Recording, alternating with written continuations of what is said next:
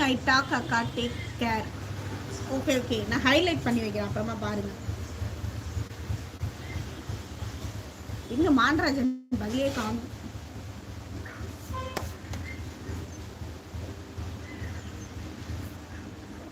ஓகேங்க. நான் படித்த விஷயத்தில் எனக்கு பிடிச்ச விஷயம் நான் சொல்கிறேன். நாம் வந்து எதுக்கு இம்பார்ட்டன்ட் தரணும் அப்படிங்கிறதுல ஒரு 2 விதமான கேட்டகரியில் ஒன்று சொல்கிறேன். கல்யாணம் ஆகி ஒரு பெரிய கனவோட கணவன் மனைவி 2 பேருமே வீடெல்லாம் கட்டி அவங்களுக்கு கார்லாம் வாங்கணும்னு ரொம்ப ஆசை. ஸோ பையன் பிறந்ததுக்கப்புறம் கார் வாங்குறாங்க.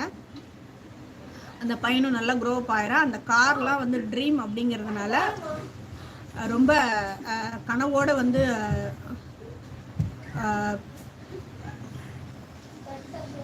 லைவ்ல வேணா பேசிட்டு இருக்கேன். ஏன்டா தட்டை காட்டலன்னா என்கிட்ட என்னடா சாப்பிட்டு கொண்டு போய் போனேன்டா. தட்டை சாப்பிட்டுட்டு என்கிட்ட காட்டுறதுக்கு என்ன இருக்கு? கல்யாணமே ஆகலை. சாரிங்க, திரும்ப ஃபர்ஸ்ட்லேருந்து சொல்கிறேங்க. என் பையன் கொஞ்சம் டிஸ்டர்ப் பண்ணிட்டார். சாப்பிட்ட தட்டை காட்டுறாரா என்கிட்ட சாப்பிட்டு. சாரி, ஃபர்ஸ்ட்லேருந்து சொல்கிறேன். அந்த ஒரு கப்பலுக்கு வந்து ரொம்ப ட்ரீமோட வந்து கல்யாணம் ஆகுது. அவங்களுக்கு வந்து ஓகே, ஒரு வழியாக அவங்க வந்து வீடு கார்லாம் வந்து வாங்குறாங்க. கார் வந்து ஆஃப்டர் அவங்க பையன் பிறந்ததுக்கப்புறம் வந்து கார்லாம் வந்து வாங்குறாங்க. ரொம்ப கஷ்டப்பட்டு வாங்கினதுனால அந்த காராக இருக்கட்டும், அந்த வீடாக இருக்கட்டும், ரொம்ப வந்து பேம்பரிங் பண்ணி ரொம்ப மெயின்டெனன்ஸ் வந்து அதிகம். அதை டெய்லி துடைக்கிறது அப்படின்னு சொல்லிட்டு ரொம்ப கேரிங்காக இருந்தாங்க. ஒரு நாள் அந்த குட்டி பையனையும் வச்சுட்டு அவர் தொடச்சிட்டே இருந்தார், பையன்கிட்ட பேசிக்கிட்டே. அவன் என்ன பண்ணிட்டான், பசங்க கொஞ்சம் க்ரோ ஆனோடனே செவுத்துலலாம் கிறுக்குவாங்க தெரியுமா, அதே மாதிரி இவன் என்ன பண்ணிட்டான், கீழே இருந்த கல்லை எடுத்து அந்த காரில் வந்து கிறுக்கிட்டான். என்ன ஆகும், கிராக் விழுந்துடும். கிராக் விழுந்த உடனே அவருக்கு வந்து அக்செப்ட் பண்ணிக்கவே முடியல. அடிச்சிருவார் போட்டு.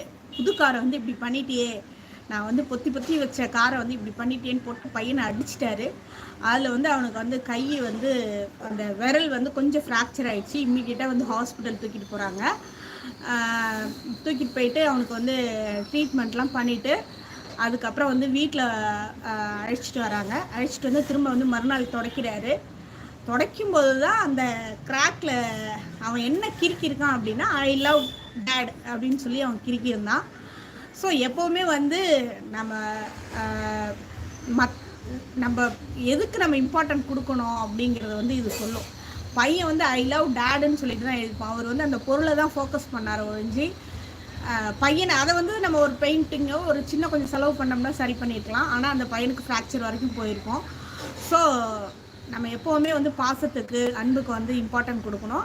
அதே மாதிரி இன்னொரு இன்சிடெண்ட் ஒன்று சொல்லிடுறேன், சேம் ரிலேட்டடாக தான். எதுக்கு நம்ம இம்பார்ட்டன்ட் தரணும் அப்படின்னு சொல்லிட்டு, ஒரு பெரிய வந்து பிஸ்னஸ் மேனு, ஒரு பிஸ்னஸ் வந்து அவங்க வந்து தாத்தா பாட்டியோட சொத்தெல்லாம் வந்து இருக்குது. ஸோ பிளான் பண்ணி அவர் வந்து பிஸ்னஸ் பண்ணணும்னு இல்லை, பணக்கார வீட்டு பையனாகவே பிறந்ததுனால ஓகே ஃபஸ்ட்டு ஒரு பிஸ்னஸ் வந்து ஆரம்பிச்சுட்டு அது லாஸ் ஆகுது. சரியாக வந்து ஏன்னா பிறக்கும் போதே கஷ்டப்பட்டு முன்னேறினா பிளான் பண்ணுவாங்க. அந்த பையன் பணக்கார வீட்டு பையன் அப்படிங்கிறதுனால எடுத்தேன் கவுத்தேன்னு சில முடிவுகள் எடுக்கும்போது அவருக்கு வந்து அந்த பிஸ்னஸ் வந்து லாஸ் ஆகுது. அடுத்து ஒரு பிஸ்னஸ் ஸ்டார்ட் பண்ணுறாரு, அதுவும் லாஸ் ஆகுது. தொடர்ச்சியாக அப்படி லாஸ் ஆகவும் அவருக்கு வந்து என்ன தப்பு பண்ணுறோம் அப்படின்னு சொல்லிட்டு ஒரு கடற்கரை ஓரமாக போய் உட்காந்துருக்கும்போது லாஸ் ஆகிடுச்சு. எல்லாமே கம்ப்ளீட்டாக அவர் வந்து லாஸ் பண்ணிட்டார். அவங்க பேரண்ட்ஸ் சேர்த்து வச்ச சொத்து, தாத்தா பாட்டியோடது எல்லாமே லாஸ் ஆகிடுச்சு பிஸ்னஸ் மேலே பிஸ்னஸ் பண்ணி. ஸோ பயங்கர ஸ்ட்ரெஸ்ஸில் ஒரு கடற்கரை ஓரத்தில் உட்காந்து அங்கே இருக்கிற கல்லெல்லாம் வந்து என்ன தப்பு பண்ணோம், தூக்கம் இல்லாமல் உட்காந்து கல்லெல்லாம் தூக்கி போட்டுகிட்டே இருக்காரு. அப்படியே விடியவும் கையில் இருக்கிற கல்லை லாஸ்ட்டு கல்லை தூக்கி போடவும் கையில் இருக்கிறது பார்த்திங்கன்னா ஒரு வைரக்கல். அதாவது இவ்வளோ நேரம் அவர் வந்து கடலில் நைட்டு ஃபுல்லாக தூக்கி போட்டுட்டு இருந்தது வந்து வைரக்கல் தான். அந்த கொள்ளையர்கள் சொல்லுவாங்கள்ல, அவங்க வந்து அது மிஸ் பண்ணிட்டு போயிருப்பாங்க அந்த இடத்த சுற்றி. அந்த மிஸ் பண்ண கல்லை வந்து இவர் நைட்டில் அதை ஃபோக்கஸ் பண்ணாமல் தூக்கி போட்டிருப்பாரு. எப்போவுமே வந்து ப்ரெசண்ட்டில் வந்து அவர் ஃபோக்கஸ் பண்ணியிருந்தாருன்னா அந்த கல் வந்து கொஞ்சமாச்சும் அது தூக்கி போடுற கல்லை கொஞ்சம் இருட்டில் பார்த்துருந்தா கூட அந்த பிரைட்னிங்கில் தெரிஞ்சிருக்கும். ஸோ பழசை நினச்சி அவர் வந்து ப்ரெசண்ட்டில் இருக்கிறத வந்து கோட்டை விட்டுட்டார். ஸோ அந்த டைமண்ட்லாம் அவர் ஃபோக்கஸ் பண்ணி ப்ரெசண்ட்டை, அதாவது எப்போவுமே முடிஞ்சு போன விஷயத்தை நம்ம யோசிக்காமல் ப்ரெசண்ட்டில் என்ன நடக்குது அப்படிங்கிறத நம்ம ஃபோக்கஸ் பண்ணோம்னாலே போதும். அந்த டைமண்ட்லாம் அவர் ஃபோக்கஸ் பண்ணியிருந்தாருன்னா அதை சேல் பண்ணி கூட அவர் கொஞ்சம் இன்னுமே கொஞ்சம் அவர் லைஃப் வந்து பெட்டராக இருக்கும். ஸோ நம்ம எப்போவுமே முடிஞ்ச விஷயம்